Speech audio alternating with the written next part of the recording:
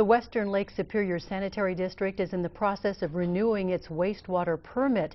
The facility is requesting a variance to give it more time to meet mercury discharge standards. Katie Anderson tonight explains why some environmental groups are concerned about the change in the permit.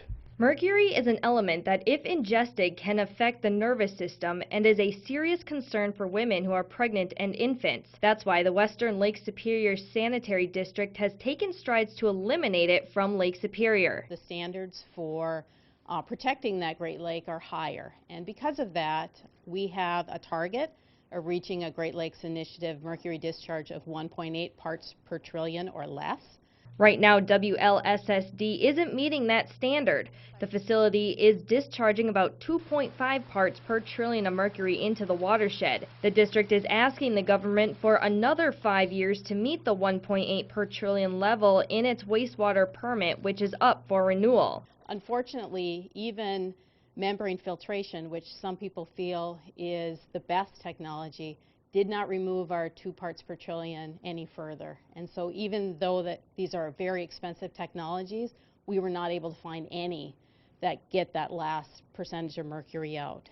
Some environmental groups are not satisfied with WLSSD's request for a variance. I think just the idea that we're providing a variance, we're stretching the goalposts rather than keeping a more close monitoring on the actual results. I think that's again what bothers a lot of the environmental groups.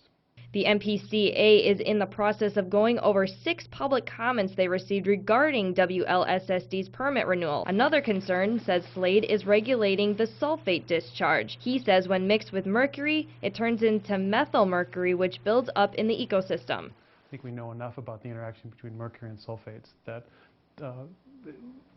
there could have been a permit decision to actually limit that. In fact, Minnesota is unique among states. We do have a sulfate standard in wild rice waters, and this permit does not address that. So. The MPCA says sulfate monitoring is a high priority for the state.